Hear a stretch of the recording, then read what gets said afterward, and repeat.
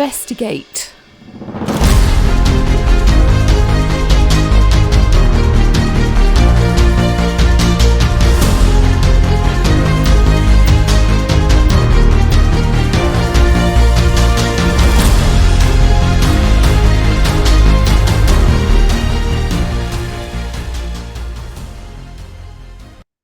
Hi, and welcome to the Allens Investigate special St. George's Day. Yes, happy St. George's Day to Happy everyone. St. George's Day. Yes. Well, today we're going to tell a story, a wonderful story, about how we met and, you know, how St. George's Day is extra special for us. Indeed. In a particular way in which we met. Well, should we cover, what do you want to cover first? Do you want to cover how we met or? Well, I think if we briefly delve into it, so leading up to the wedding, I think that would be interesting. Yeah, For those that don't know the story. Well, it all started on a train journey to Essex in 1995. And I'm sitting on a train and I'm sitting opposite a blonde lady and a voice in my head, yes, I do hear voices, said to me, Gary, tell her Peter. So I ignored that. And the voice said again, Gary, tell her Peter. So I ignored it again.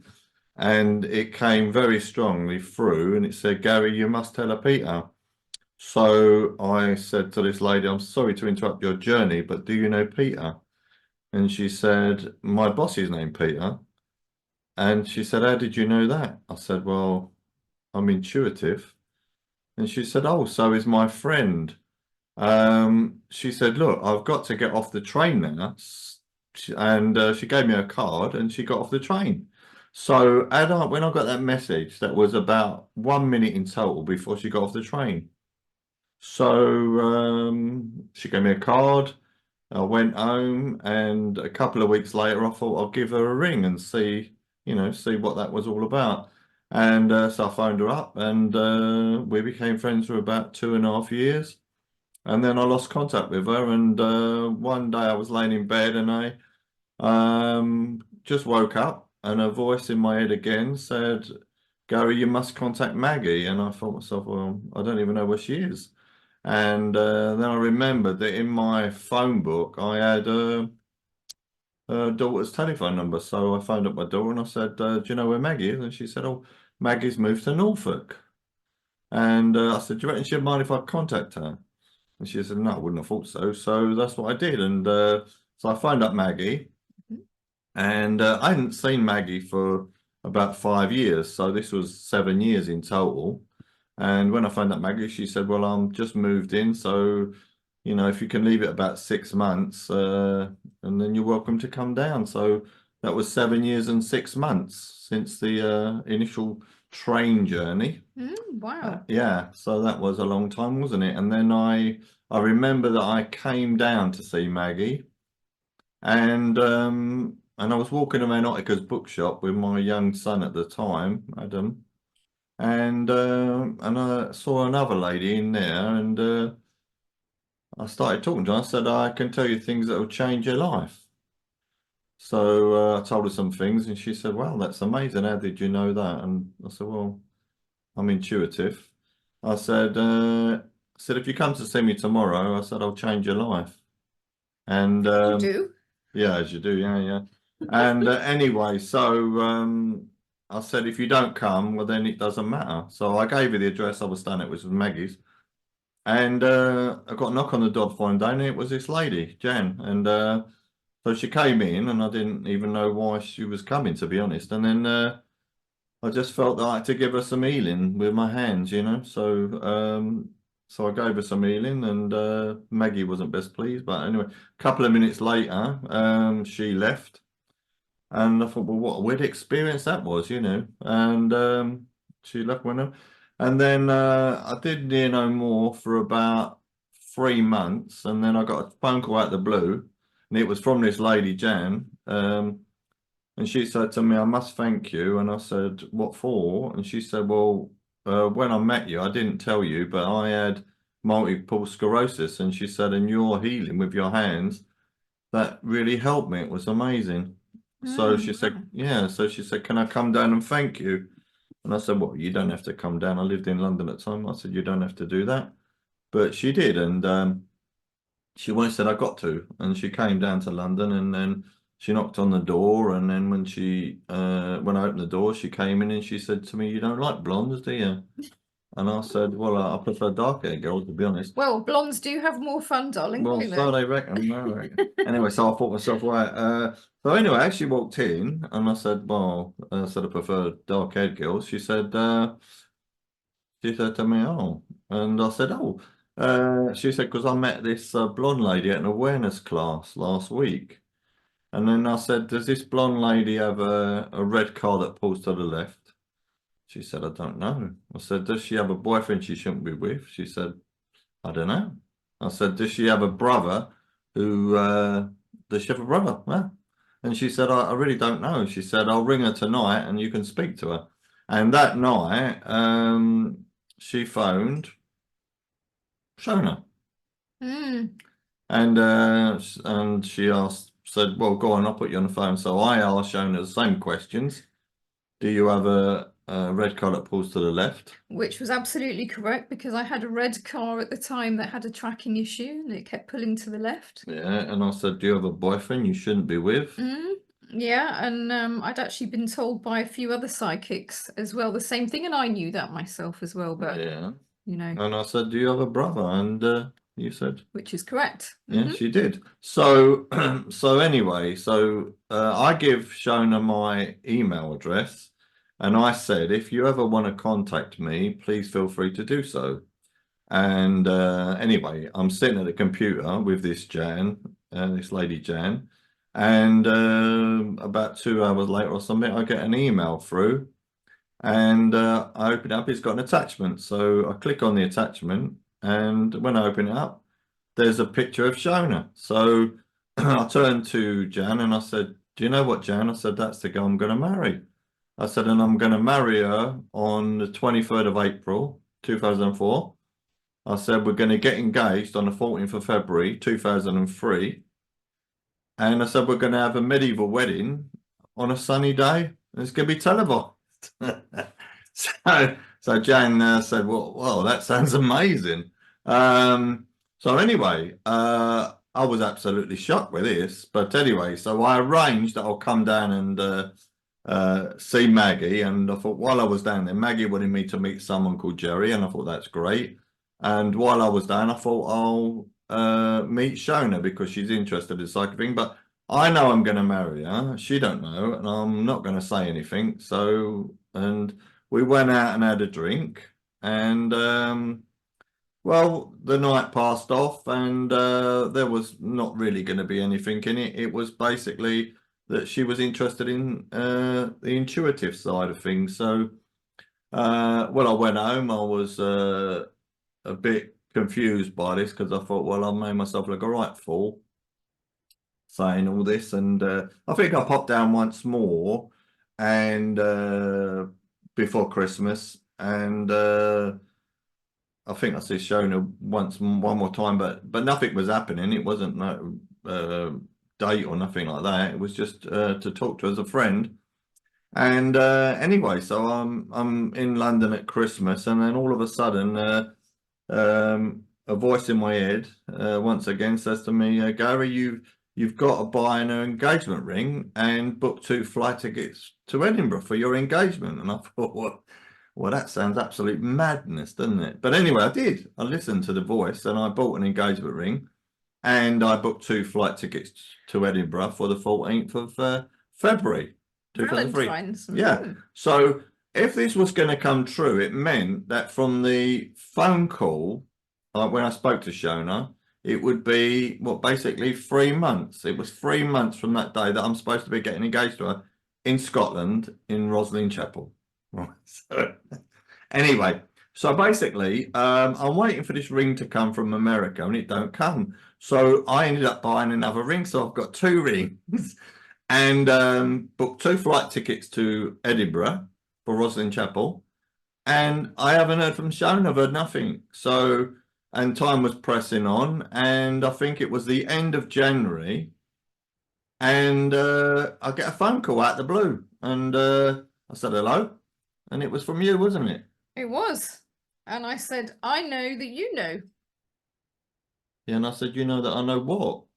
And I said, I know that I'm going to marry you because I'd seen it in a vision. Well, I nearly dropped the phone at that point. I thought this is quite amazing, really. And anyway, so with that, Shona came down and we met, and we did go to Roslin Chapel on the 14th of February in 2003. And I proposed, and I had a red ring and a rose, which you'd No, seen. a ring eh? and a red rose. Oh yeah, that's it. Get it right.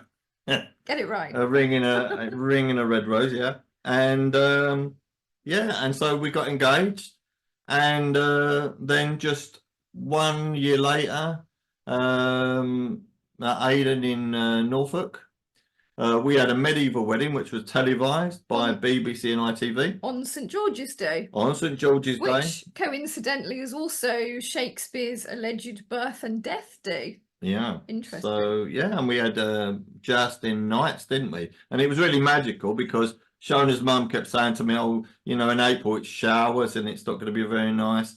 And I said, "Don't worry, it's going to be a really, really lovely summer's day." And it was, and it was 70 degrees, wasn't it? It was beautiful, unlike today, which is cold and rainy. Yeah, so you know, if you don't believe in destiny and fate, I think our story does show that some magical things can happen.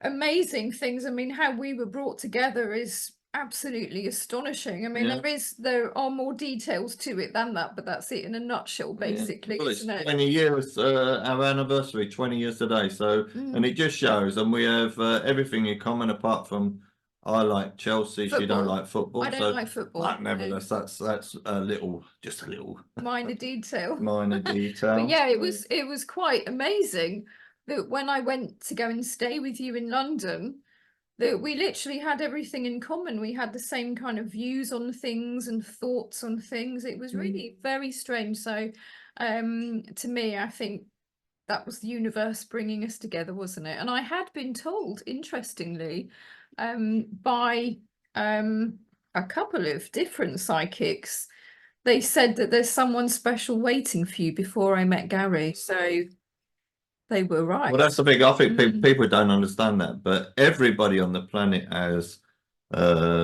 intuition, and everybody on the planet has healing hands, but they just don't realize that, do they? Absolutely. And I think it's very interesting as well, the actual celebration of St. George's Day. I know there's a big sort of thing about it at the moment because it seems to be a little controversial in some areas. Well, they say he was born in Turkey, don't they? But I mean, well, where was the dragon born then? Well, exactly. Well, the thing is, I mean, to me personally, it's allegorical, it's not actual. Yeah, it's an allegory, isn't it? And it's very interesting to note that the name George actually has its Greek in origin. Georgios. And it actually means earth worker, farmer, or tiller of the soil. And I think that may lend a little clue to what actually the allegory was all about. And so you notice that St. George has a widespread appearance around springtime.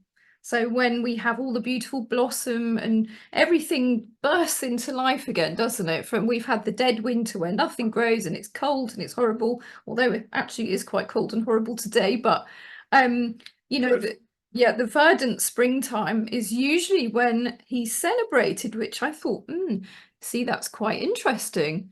So it would appear to indicate that George may have originally represented the fertile spirit of the earth, the force laying dormant in winter and awakening each spring to bring with it the renewed life, which also reminds us of the Green Man, doesn't it?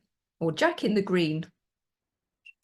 And interestingly, also in Islamic tradition, and we talk of the Sufis, St. George is often called Al-Qidra, which means the green one or the verdant one, which I think is really interesting. And in this tradition, he leaves green footprints in the desert where he treads. And he also appears spontaneously to those earnestly seeking spiritual guidance, and he teaches secret knowledge. So how interesting. Now, to the Druze, for example, they identify Elijah as El Kidra, the green prophet who symbolizes water and life, which of course would be extremely important over there, wouldn't it? The extreme heat. They typically view El Kidra with John the Baptist and St. George as one and the same, which, bearing in mind the Templars having learnt so much from the Sufis and the mystics in the Middle East, might give some idea as to their veneration of John the Baptist. And I think that's quite interesting and worth cogitating on. It also reminds us of the Arthurian tale of Gawain and the Green Knight, which is from, we believe, the 14th century. There are also depictions, if we go back, way back into ancient Egypt, of Horus spearing a crocodile. Now, the crocodile was basically seen as Set. Set was the kind of archetype of darkness and chaos. The black pig. And the force, you know, that sort of uncontrollable force. Now, Apep, which was the giant serpent and the enemy of Ra, the sun god, is an interesting one as well, because Ra basically travelled through the sky in the daytime in his solar boat. And then when the sun set, gives you a clue, set, he basically then was plunged into the underworld. Now, what's interesting, into darkness. Now, what's interesting about this is Set then takes the form of a helper to Ra, in that he carries a spear and he spears Apep, this giant serpent who's trying to harm Ra. And then, of course, when he does this, then, of course, Ra is reborn in the morning. So we have sunrise, don't we? So it's quite interesting, isn't it, this spearing? And I do believe there is actually a depiction, apart from on the walls of some of the places in ancient Egypt, there is actually in the Louvre Museum a depiction of something that looks like Horus. He has a falcon head, so it's assumed it's Horus, actually spearing the crocodile, and it does look very much like the symbol of St. George, so spearing the dragon. Yep. So I think you can pretty much say that it's loosely based around the same allegory. Birth, death and resurrection, isn't it, basically? Yes, that's right. And so you could also say it's a symbolic allegory. So setting that aside for a moment, you could say it's a symbolic allegory of the serpentine fire which rises in man when he's spiritually awakened. So think Kundalini energies, etc., etc. And it's the symbolic fight against the dragon, which represents the fight the candidate has for initiation. Like the 12 trials of Hercules, isn't it? 12 ladies of Hercules. It's interesting. So it is thus symbolic of a metaphorical death and a resurrection. So you've basically gone from darkness to light. Gone from darkness to light, but you've basically subdued your ego, your lower self, and you are born again or resurrected into a new life with your higher self. And I think there are also some interesting sort of things to do with Freemasonry with that as well. There's, you know, you could link some of the stuff with that, so that's quite interesting. So, you know, it's definitely worth. I've only briefly skipped over things, but it's definitely worth having a look at. So I think it is. So there is definitely more to St. George and St. George's Day in England than perhaps we first might think. Exactly. And anyway, you know what? I forgot to tell the story, which is quite amazing. Do you remember that before we got married and we were in the cafe? There's a tea room rather than a cafe, a tea room in Hayden, and we're sitting at the table, and we needed a photographer. So when we looked at the table, funny enough, there was a stack of business cards, and it was a photographer called Anthony Rawlinson. And I turned to Shona and I said, guess what? I said, that man is going to be our best man at the wedding. And she went, what? I said, yeah, he is. I didn't even know him. We didn't even know him. Met him once. And who was the best man at our wedding? Sir Anthony Sir Anthony Rawlinson. Rawlinson. He was a great character, Tony. And you know, we visited. What was it yesterday? We visited Hayden Church, the scene of the crime, where we got married, and Tony is buried there. So Sadly passed yeah, away, sadly didn't it? passed away, and he's buried there. But it was great memory to go back and look at it. And anyway, well, you know, 20 years on, so I think they got it right, don't you? Whoever designed this magical plan for us to get together, they got it right. Definitely, and it's Yeah. not been an easy journey, and you Oh, know, no, as no, well, no, it's not easy. we haven't had it easy, put it that way, but Mm, you know, but we're still together, so yeah, the madness of King John. hey. Oh, yeah. Um, Anyway, so we're going to wish everyone a very happy St. George's Day. Happy St. George's Day. God bless St. George and England. Exactly, and may the light illuminate your path, whatever it may be. Indeed.